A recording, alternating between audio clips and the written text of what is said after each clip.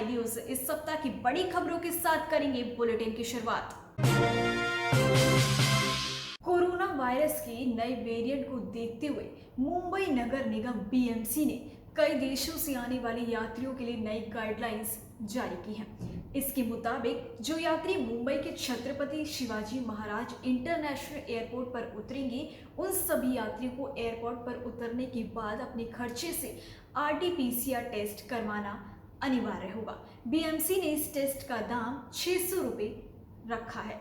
इससे पहले सरकार ने अंतर्राष्ट्रीय यात्रियों के लिए अब इंस्टीट्यूशनल क्वारंटाइन का नियम खत्म कर दिया था। ये फैसला सरकार ने कोरोना के नए वेरिएंट को देखते हुए लिया है। ये फैसला यूरोप, मध्य पूर्व, दक्षिण अफ्रीका, ब्राजील, बांग्लादेश, चीन, मॉरिशस, न्यूजीलैंड, जिम्बाब्वे जैसे देश के यात्रियों पर लागू होगा और इस टेस्ट का खर्चा यात्री खुद उठाएंगे। पहले सरकार ने कोरोना की दोनों डोज ले चुके लोगों को इस नियम से छूट दी थी, लेकिन कोरोना के नए वेरिएंट C.1.2 को देखते हुए ये छूट खत्म कर दी है। इसके अलावा जिन यात्रियों को मुंबई से बाहर जाना है या कनेक्टिंग फ्लाइट लेनी है, वो अपनी नेगेटिव रिपोर्ट खुद लाएंगे। इसके अलावा उन्हें ये लिखित तौर पर देना होगा कि वो 14 दिन की क्वारंटीन अवधि में रहेंगे। उसके बाद ही उन्हें यात्रा की अनुमति दी जाएगी। कोरोना की तीसरी लहर की आशंका के बीच भारत में महामारी का संकट एक बार फिर बढ़ता हुआ दिख रहा है। पिछले दिनों से 12% ज्यादा कोरोना मामले सामने आए हैं। पिछले 24 घंटे में 47,092 नए केस आए हैं। भारत में सबसे ज्यादा तेजी से कोरोना मामले केरल में बढ़ रहे हैं। केरल में कोविड संक्रमण के मामले 32,000 के आसपास पहुंच रहे हैं, जबकि 173 लोगों की मौत अब तक हो चुकी है। नए मामलों के बाद संक्रमितों की कुल संख्या बढ़कर 40,90,036 हो गई है, जबकि मृतकों की संख्या 20,961 पर पहुंची है। केंद्रीय स्वास्थ्य मंत्रालय ने बताया कि 1 सितंबर तक देश भर में 66,30,37,000 कोरोना वैक्सीन की डोज दी जा चुकी है। वहीं भारतीय आयुर्विज्ञान अनुसंधान परिषद के अनुसार अब तक 52,50,00,000 कोरोना टेस्ट किए जा चुके हैं। देश में कोरोना से मृत्यु दर 1.34% है, जबकि रिकवरी रेट 97.51% है। एक्टिव केस 1.15% है। कोरोना के एक्टिव केसों में भारत दुनिया में 7वें स्थान पर है और जिस तेजी से भारत में मामले बढ़ रहे हैं, उसने फिर एक बार सरकार की चिंता बढ़ा दी है और लोगों से लगातार अपील की जा रही है कि अभी तीसरी लहर आना बाकी है। इसलिए सरकार के साथ साथ उनकी सुरक्षा की जिम्मेदारी का ख्याल वो अपने स्तर पर रखने का प्रयास जरूर करें। पिछले दिनों राजधानी दिल्ली में हुई बारिश ने 19 सालों का रिकॉर्ड तोड़ दिया। दरअसल सितंबर के महीने में इस साल सबसे ज्यादा बारिश हुई, लेकिन कुछ ही घंटों की बारिश ने दिल्ली वासियों का जनजीवन भी अस्त व्यस्त कर दिया। जगह जगह पर लोगों को जलभराव और उसके कारण लगी ट्रैफिक की समस्याओं का सामना करना पड़ा। दिल्ली के कई प्रमुख इलाकों जैसे लाजपत नगर, कालकाजी, डिफेंस कॉलोनी, निजामुद्दीन, शिव विहार, वसंत विहार, पंचशील पार्क के साथ अन्य कई जगहों पर जलभराव हो गया।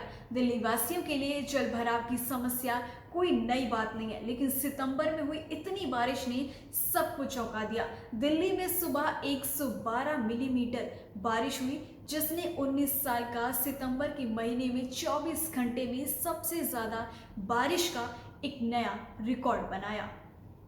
इसके साथ ही मौसम विभाग ने दिल्ली और एनसीआर के लिए तेज बारिश और बिजली कड़कने का अलर्ट भी जारी किया है। साथ साथ दिल्ली के आसपास के इलाकों जैसे कि नोएडा, गुड़गांव, फरीदाबाद, गाजियाबाद में भी तेज बारिश का ये दौर जारी रहने का अनुमान है। दिल्ली के साथ साथ इन सभी इलाकों में सुबह से बारिश का सिलसिला जारी रहा, जिसने सड़कों की बुरी हालत कर दी। 3, 4 और 5 तारीख को मौसम में बदलाव शुरू हो जाएगा। 6 सितंबर से एक बार फिर बारिश शुरू हो सकती है और 10 सितंबर तक लगातार रुक रुक कर बारिश होती रहेगी। ये अनुमान मौसम विभाग की तरफ से जारी किया गया है। टीवी की दुनिया की जानी मानी अभिनेता सिद्धार्थ शुक्ला की मौत हो गई है। सिद्धार्थ शुक्ला की उम्र 40 साल थी। हार्ट अटैक से उनकी मौत हुई है। हार्ट अटैक के बाद उन्हें मुंबई के एक हॉस्पिटल में एडमिट कराया गया, जहां उनकी मौत हो गई। सिद्धार्थ शुक्ला को टीवी सीरियल बालिका वधू से पॉपुलैरिटी मिली थी। 2008 में सिद्धार्थ शुक्ला ने सीरियल बाबुल का अंगना छूटना सीरियल से शुरुआत की थी। बालिका वधू से फेमस होने के बाद उन्होंने कभी पीछे मुड़कर नहीं देखा। वो दिल से दिल तक सीरियल में भी नजर आए और बॉलीवुड में डेब्यू उन्होंने हम्टी शर्मा की दुल्हनिया से किया था। बिग बॉस 13 में भी उन्हें सबसे ज्यादा प्रसिद्धि मिली। उनकी जोड़ी को पंजाबी एक्टर शहनाज गिल के साथ काफी पसंद किया गया।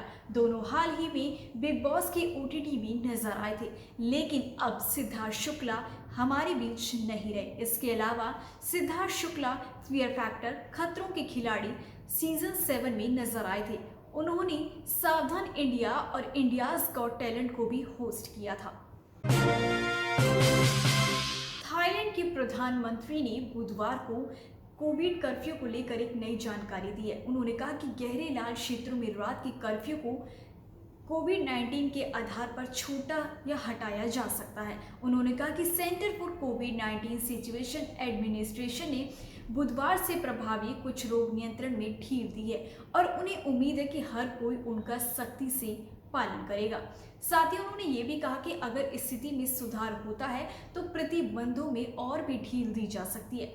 जहां तक रात 9 बजे से कर्फ्यू सुबह 4 बजे तक है, इसे छोटा भी किया जा सकता है या इसे पूरी तरह हटाया भी जा सकता है। संक्रमणों की संख्या, मृत्यु और स्थिति की गंभीरता के अन्य संकेतों के आधार पर ऐसा किया जा सकता है, लेकिन स्वास्थ्य कर्मियों की सलाह के बिना इस मामले पर फैसला नहीं कर पाएंगे। साथ ही उन्होंने ये भी कहा कि एंटीजन टेस्ट किट के 85 लाख सेट की खरीद के बारे में पूछे जाने पर उन्होंने कहा कि ये खाद्य एवं औषधि प्रशासन की जिम्मेदारी है। FDA द्वारा अनुमोदित दवाएं और चिकित्सा उत्पाद अच्छी गुणवत्ता और उचित मूल्य के होने के लिए निश्चित थे, इसीलिए उसके बाद ही एंटीजन किट बांटी जाएगी। साथ ही उन्होंने ये भी बताया कि सरकार डार्क रेड जोन वाले प्रांतों में 8.5 मिलियन एंटीजन किट की सेट मुफ्त में बांटेगी, ताकि समय रहते कोरोना पर काबू पाया जा सके और अर्थव्यवस्था को पहले की तरह पटरी पर लाया जा सके।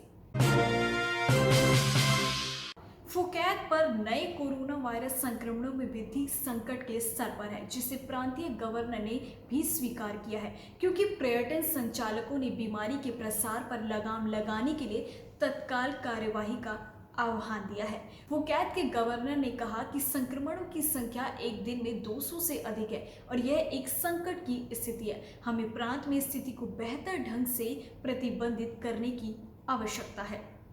इसके साथ ही फुकेत में बुधवार को 258 नए मामले दर्ज किए गए, जिनमें से एक सैंडबॉक्स कार्यक्रम के तहत एक पर्यटक था। ये पिछले सप्ताह में दैनिक संक्रमण की उच्चतम दर थी। पिछले 4 दिनों में ये संख्या 200 से ऊपर दर्ज की गई है, जो कि बेहद ही संकट भरी स्थिति है। आपको बता दें कि जुलाई को पूरी तरह से टीकाकरण वाले पर्यटकों के लिए फुकेत को फिर से खोलने से पहले इसकी 70% आबादी को कोविड-19 के खिलाफ टीका लगाया जाने के बावजूद इसमें संक्रमण की संख्या बढ़ी है। प्रांतीय सार्वजनिक स्वास्थ्य ने कहा कि प्रयास वरिष्ठ नागरिकों, पुरानी बीमारियों वाले लोगों और गर्भवती महिलाओं के परीक्षण पर केंद्रित होंगे।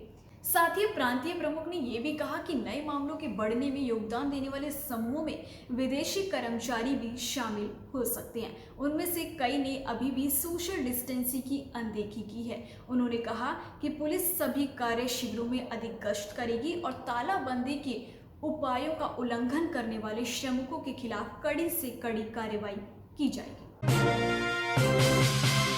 ये थी इस सप्ताह की कुछ बड़ी खबरें। अगली बार हाजिर होंगे कुछ और बड़ी खबरों के साथ। तब तक के लिए जुड़े रहिए इंडो थाई न्यूज के साथ।